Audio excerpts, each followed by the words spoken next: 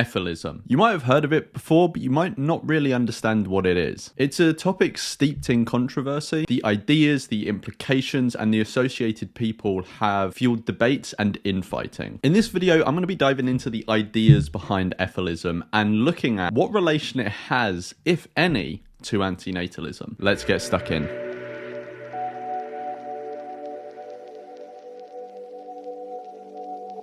The word Efilism comes from the word life spelled backwards, Efil. This is supposed to symbolize the fundamentally broken nature of life. In short, existence is a net negative. But properly defining Efilism is a bit tricky. If you ask 100 people to define Efilism, you'll get 100 different answers. So before even trying to define it, I want to explore it as a general worldview and try and present a feeling for how someone who would identify as an Efilist generally views the world. In the Efilist view, suffering is intimately tied to existence itself. Existence here meaning existence as a sentient being. In the early period of the universe, it was ultimately benign, an indifferent place unsupervised by any god. But at some point, abiogenesis occurred. From it emerged the self-replicating molecule DNA. And this, in the Efilist worldview, is where things start to go wrong. Through a process of evolution by natural selection, more and more complex organisms took form. And eventually, some species developed sentience, the capacity to feel. Conscious creatures found themselves having to struggle in their environment and compete with each other in what Efilists refer to as a gladiator war. Sensitive beings motivated by need and desire, pain and pleasure, brutalize, rape and kill each other. In fact, for evolution as a process to work, there have to be winners and losers, those who don't reproduce and those who do. Countless individuals are required to suffer and die in the arena of existence so that the fittest can go on to reproduce. This process of death and suffering continued for billions of years and still does today, and for no ultimate purpose, just the replication of a molecule. Efilists describe life as being unintelligently designed, symbolizing both their rejection of theism, playing on the intelligent design argument, and the negative view of existence. A common acronym used by Efilists to describe life is CRAP, C-R-A-P, consumption, reproduction, addiction, and parasitism. Consumption because many species of animal have to kill and consume the bodies of other animals just to survive, and often the killing is done in brutal ways. Reproduction because life perpetuates itself by creating new beings that, once they've come into existence, are vulnerable to harm. Addiction because sentient beings are addicted to all sorts of things that lead to a basic dynamic of never-ending desire. A few examples being sex, food, people, attention, all manner of things. And then parasitism because by merely existing, we are causing harm to each other, whether directly or indirectly. Humans, though, have a unique capacity to observe the suffering in the world, understand it, and hopefully try and remedy it. It's this understanding that Efilists say give humans what they call the burden of intelligence. This burden of intelligence, Efilists say, carries with it the duty to, hopefully in as considered a way as possible, bring about the end of suffering for all beings by bringing about extinction. With that overview in mind, let's move on and really try to get down to defining Efilism.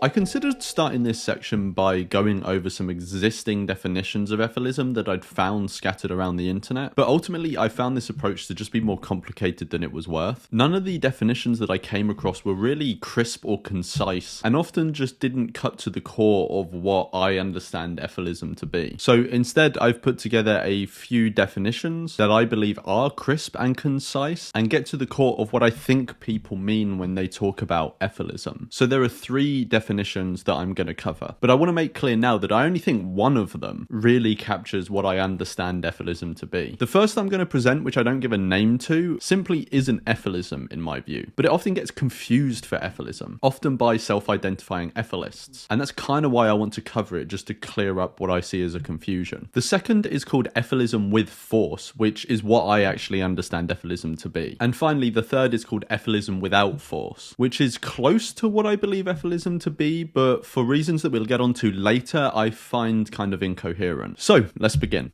Unnamed. The view that existence is a net negative and that it would be better if there were no sentient life in the universe. Now, this definition I don't consider to be Efilism at all. Like I said, the reason I included it is to kind of make a clarification. I've heard quite a few self-identified Efilists define Efilism in this way, and I think it's a misuse of the term and lacks a key normative component that will be captured in the next two definitions. And it's a component that I think is essential to a definition of Efilism, and that's the view that humans have a moral duty to bring about sentient extinction. But back to this definition, it just seems to be philosophical pessimism. Philosophical pessimism is a philosophical tradition that argues that life is a net negative and that non-existence is preferable to existence. The Wikipedia page on philosophical pessimism has a generally good overview and a lot of links for further exploration, so I've linked that in the description below. But in my view, if someone speaks about Efilism in these terms, they just aren't talking about Efilism. They are just speaking about philosophical pessimism, which is a well-known philosophical tradition. I think this confusion comes from the fact that the Efilist view is informed by a negative view of life, which is captured in philosophical pessimism, but that doesn't mean that that view is Efilism. It isn't. It's philosophical pessimism. Just because one view is informed by a second view doesn't mean that the second view is the view that it's informing. So hopefully with that clarification made, we can move on and get to what I actually view Efilism to be.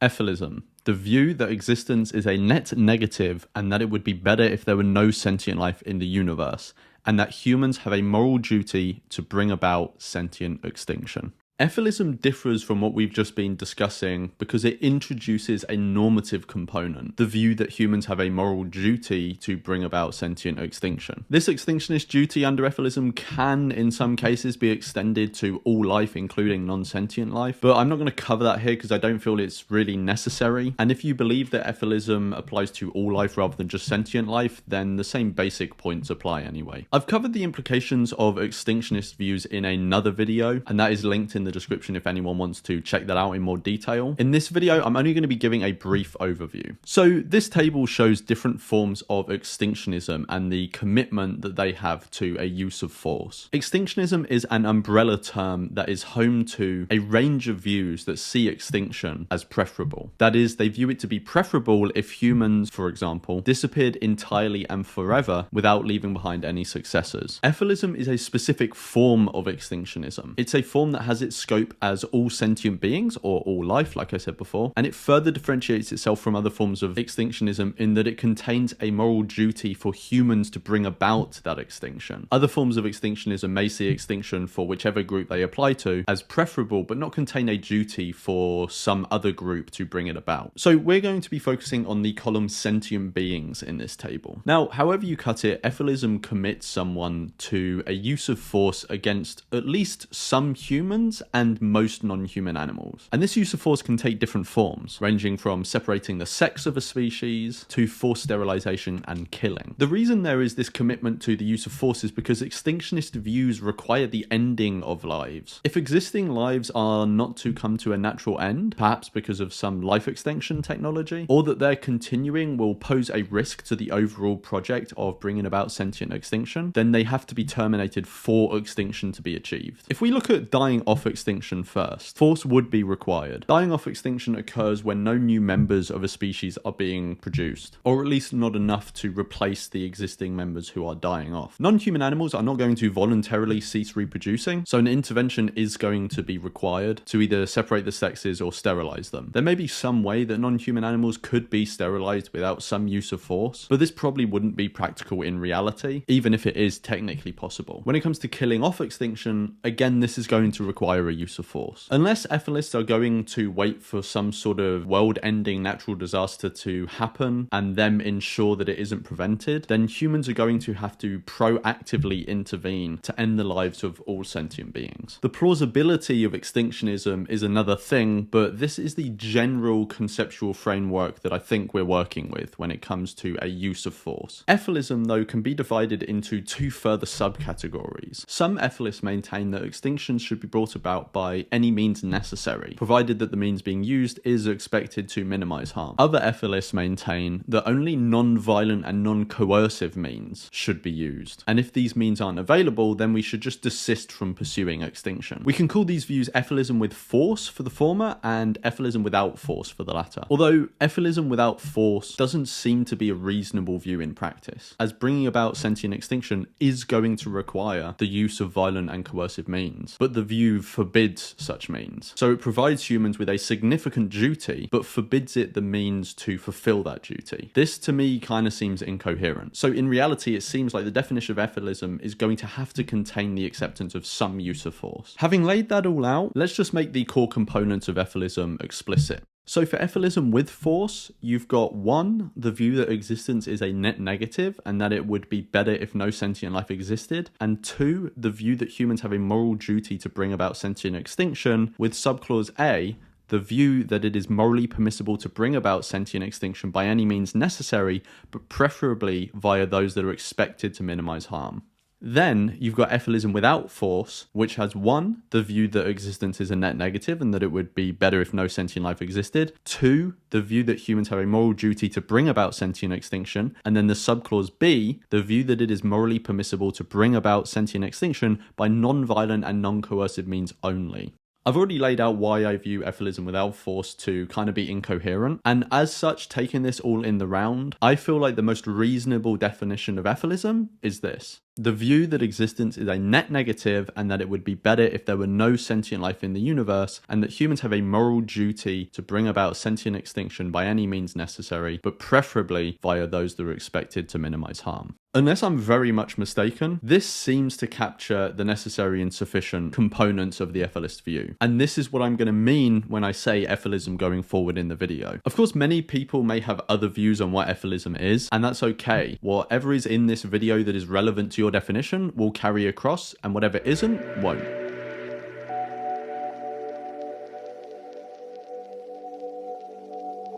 The views captured by Efilism do actually have some precedent in history. If we take Marie Yu as a first example, I've made a whole video about her, which I will put a link for in the description, and I highly encourage anyone to check it out. She was a feminist and animal rights activist, an antinatalist, and more. In a speech she gave in 1982, Marie said the following: "Obviously, the world will come to an end sooner or later, and I, for one, have no problem with that. I do not even mind glimpsing into the mists of eternity and seeing the earth finally purged of its human microbes, left to the wild flora and fauna, awaiting the blessed day when it is stripped of this last instance of life." And then in an interview later done with Jacques Maul in La Science Française, she expresses what is even more an Efilist view. "I'm not a bad person, but if one day I had the means to blow up the whole universe and myself with it, well, that day I'd be a criminal." Edward von Hartmann is another example. He was a disciple of Arthur Schopenhauer. Hartmann thought that human extinction would perpetuate the misery of existence by leaving other animals and maybe even other life forms in other parts of the universe to continue suffering. He believed that we should continue the human species so that eventually we could end all life. If you want to get a bit more of an overview for Hartmann's views, then you can check out this article by Thomas Moynihan, which I've linked in the description.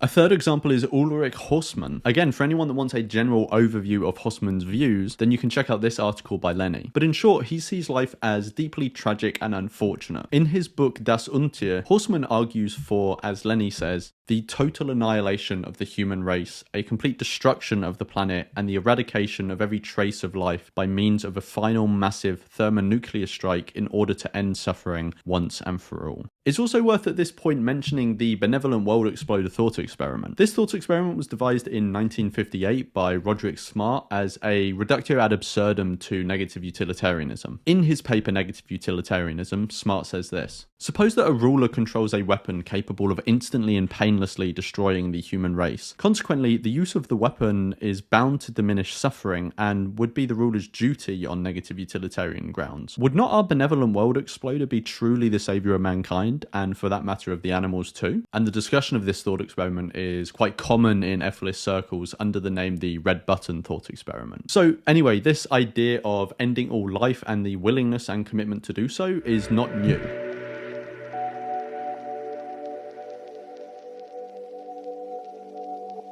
Antinatalism is the view that it is morally wrong to create new sentient beings, or some people restrict it to human beings. I've heard Efilism described as antinatalism upgraded, or the logical endpoint of antinatalism, or the non-speciesist version of antinatalism. The way I see it though, these two ideas seem to have more differences than they do similarities. First, I'm going to look at their differences and then I'm going to cover their similarities. And I want to make clear in this section, I'm not necessarily judging which of these views is better. I'm just simply laying out the conceptual differences between the two, and then the conceptual similarities. Sentientism. The first difference between Efilism and antinatalism is the scope of who is included in the views, although it is a bit complicated here. I'm a sentiocentric antinatalist, but I recognise that there are many antinatalists that take an anthropocentric view, and whilst I disagree with these people, and I've gone over the reasons why in other videos, I recognise that anthropocentric antinatalism is at least conceivable conceptually. Efilism, on the other hand, can only be conceived of as a sentiocentric view. It wouldn't make sense for Efilism to be anthropocentric. I'm not even sure what that would mean. So this is a relatively clear conceptual difference between anthropocentric antinatalism and Efilism. But what about sentiocentric antinatalism? Well, like I said, I view antinatalism as sentiocentric, so going forward in the video when I reference antinatalism, I'm going to mean sentiocentric antinatalism. And to explore the differences between that and Efilism, let's move on to the next point. Pronatalism and ethical duties.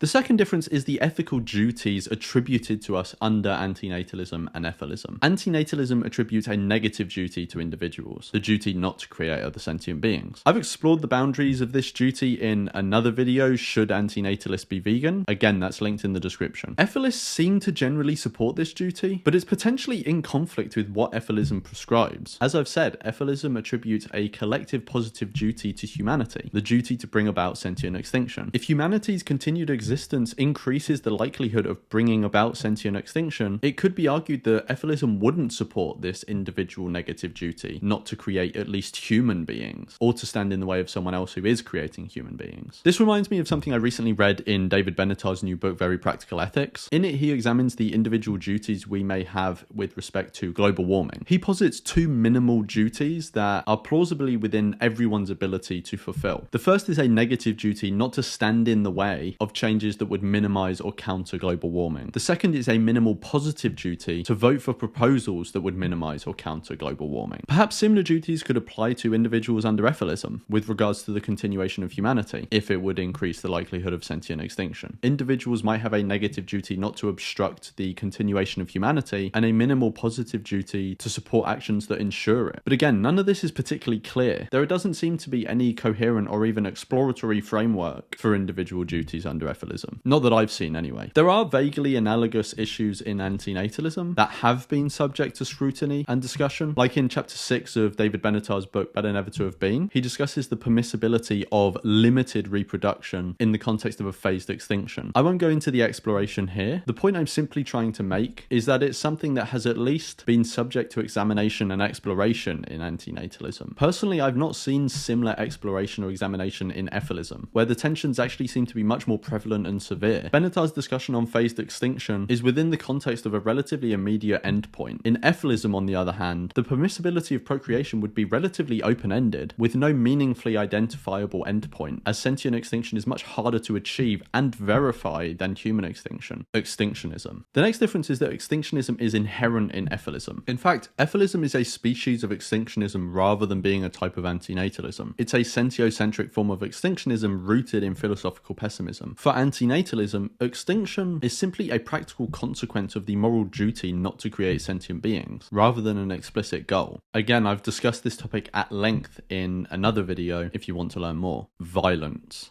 The next difference is the potential commitment to violence. Antinatalism does not contain any inherent commitment to violence. The commitment is to not creating sentient beings, and this can, by and large, be done through simple non-action. Efilism, though, as I've already covered, likely commits someone to supporting at least some use of force, and that use of force can take a variety of forms, but in any real-world case, violence is going to be part of that. Other animals, and probably many humans, will not voluntarily cease procreating. For extinction to be achieved, Existing lives will have to be terminated if they don't come to a natural end, or their continuation risks the wider project of extinction. This issue seems inherent in Efilism, as the goal of sentient extinction is baked in. Now, to be clear, this does not mean that any specific Efilist supports real-world uses of violence, nor does it mean that if they support some limited uses of violence in specific instances, that they would support random individuals committing acts of violence with no clear or achievable goal. And it also doesn't mean that Efilists accept violence that would be gratuitous and open-ended. Theoretical outcomes. The final difference is each of their theoretical outcomes. What I mean by this is, if we assumed that everyone subscribed to these views, what would happen? As Efilism carries a positive collective duty to bring about sentient extinction, the theoretical outcome would be sentient extinction. It's pretty explicit. Antinatalism, on the other hand, carries a negative individual duty to not create sentient beings. The theoretical outcome of this being the cessation of human reproduction and the human breeding of other animals. These result in very different worlds. One is a world devoid of sentient life, and the other is a world still containing sentient life, but just no moral agents that are producing sentient life. Common ground. The only similarity I could identify between antinatalism and Efilism is the shared negative view of existence, i.e. being informed by philosophical pessimism. But even that is kind of questionable. Efilism is firmly rooted in pessimism, but antinatalism doesn't have to be. Antinatalism is often rooted in pessimism, but someone can also be an antinatalist because of the risk argument or the consent argument. Neither of these commit someone to philosophical pessimism. None of this feels like particularly strong ground to maintain that Efilism is the logical endpoint of antinatalism, or antinatalism upgraded, or the non-speciesist version of antinatalism. Someone can be an antinatalist and an Efilist, but they would just simply be two views that they hold in tandem, likely both informed by philosophical pessimism. And even then, there is still that unresolved tension that exists between them, mostly in the duties that they carry.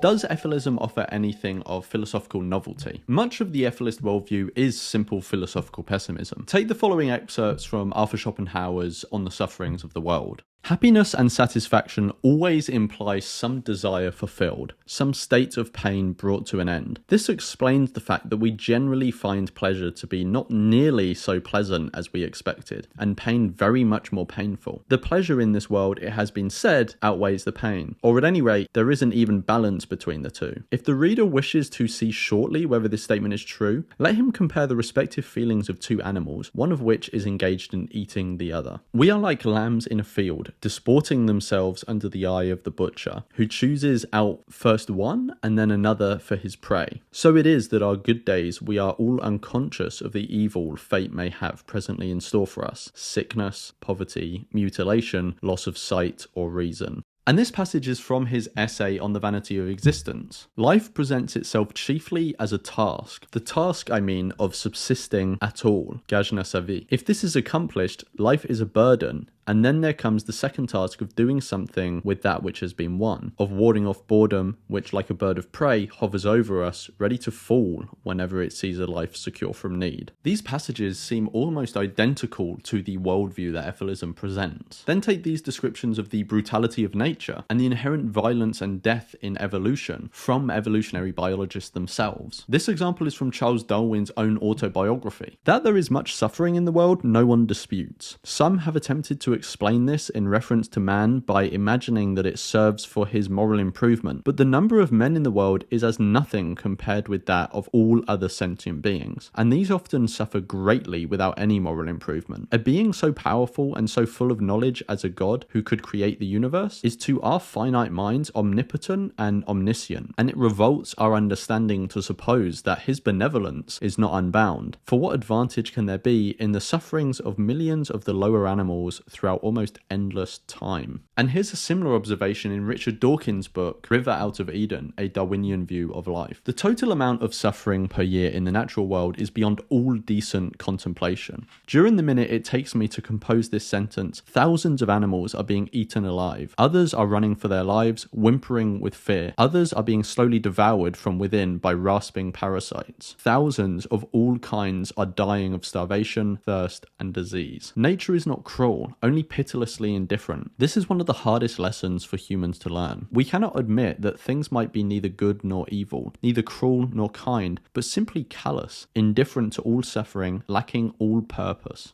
Anyone vaguely familiar with Efilism will recognize these kind of descriptions. Even some of the common adages in Efilism are borrowed from other areas of philosophical thought. Take "there is no need to create new need." This is lifted straight from anti-frustrationism. Look at these passages from Christopher Fehig's essay A Pareto Principle for Possible People. We don't do any good by creating satisfied extra preferences. What matters about preferences is not that they have a satisfied existence, but that they don't have a frustrated existence. We have obligations to make preferers satisfied, but no obligation to make satisfied preferers.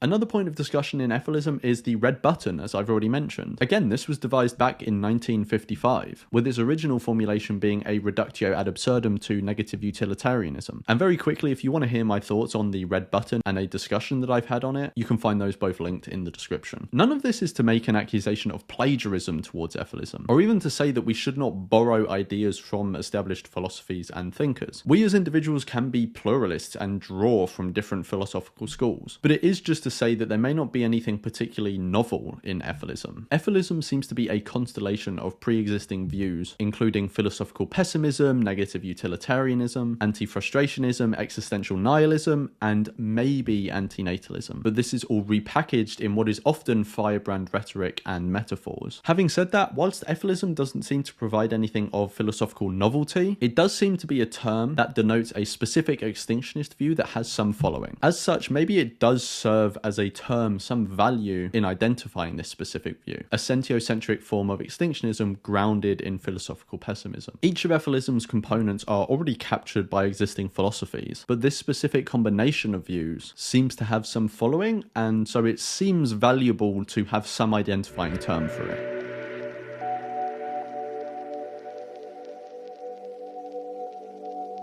Before I get into any critiques of Efilism, I want to express where my sympathies lie. I too hold a view of existence that is captured by philosophical pessimism. If you want to check out my video on that, I've linked that in the description. I do think it would be better if there were no sentient life in the universe. But just because I think that it would be better if sentience never arose, doesn't mean I think we should embark on some campaign to eradicate it from the universe. I also share a concern for other animals. Domesticated animals are treated as slaves, and they are systemically butchered and tortured on a mass scale. Wild animals also face great hardships, and they're ones that they themselves have very limited capacity to be able to remedy. As John Stuart Mill said in his essay Nature, "In sober truth, nearly all things which men are hanged or imprisoned for doing to one another are nature's everyday performances. The phrases which ascribe perfection to the course of nature can only be considered as the exaggerations of poetic or devotional feeling, not intended to stand the test of a sober examination. No one, either religious or irreligious, believes that the hurtful agencies of nature, considered as a whole, promote good purposes in any other way than by enticing human rational creatures to rise up and struggle against them."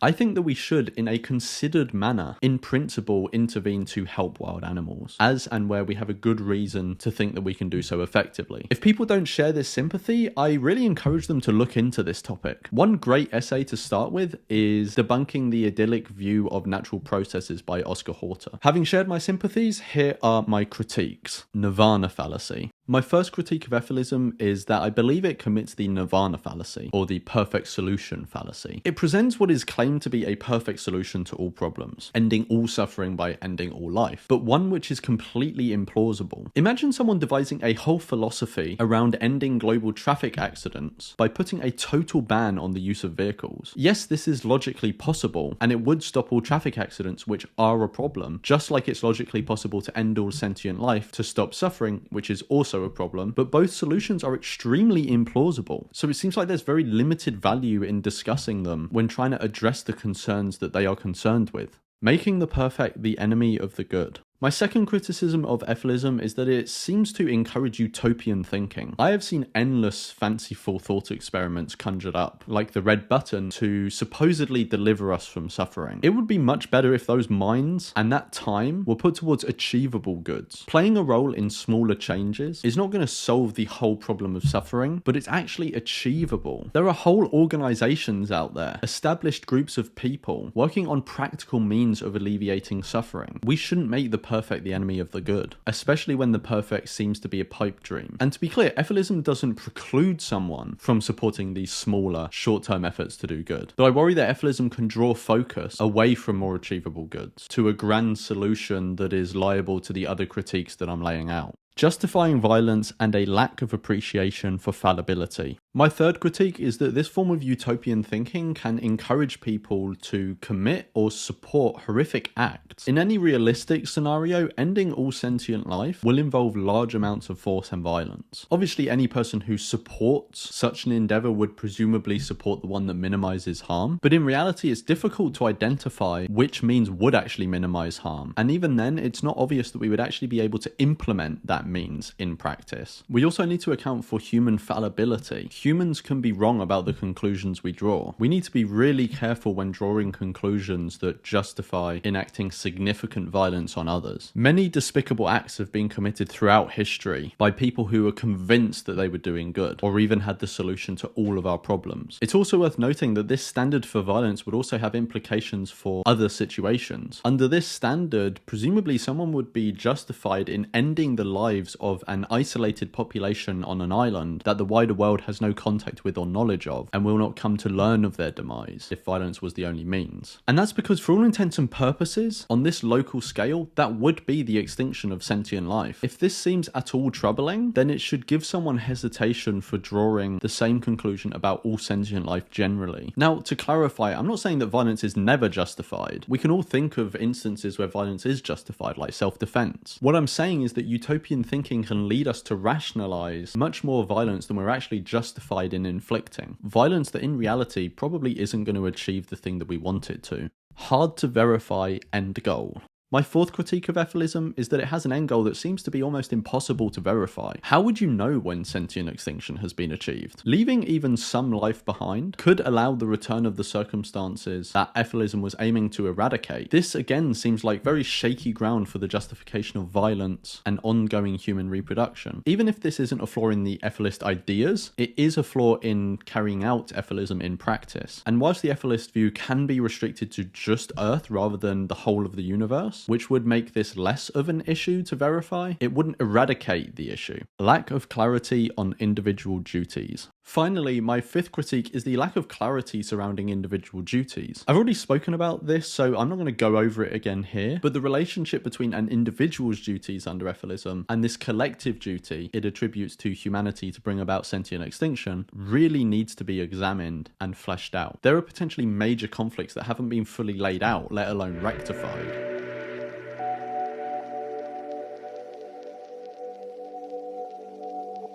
So hopefully that has sketched out some of the conceptual terrain of Efilism. I've gone back and forth on Efilism and have been very confused on the topic in the past. I used to use the label myself and then stopped once I got a better understanding of it. If you're at all confused on the issue in either direction, that's completely understandable. It involves big and complicated ideas. This world is messed up and sometimes it's hard to know what to do. In my view, if you're motivated by the ideas behind Efilism, my suggestion would not be to spend time devising means around a fanciful goal of bringing about sentient extinction, but to work on more practical means of reducing harm. Increasing the access to contraception, working towards a world where there are strong legal protections for animals and their property status is abolished, and supporting research into the methods of alleviating the suffering of wild animals, and preventing the potential rise of sentient AI. These seem like more practical and achievable things that are guided by the same motivations. Hopefully you found this exploration interesting. Whether or not you've agreed with it, let me know in the comments, and I will see you in the next one.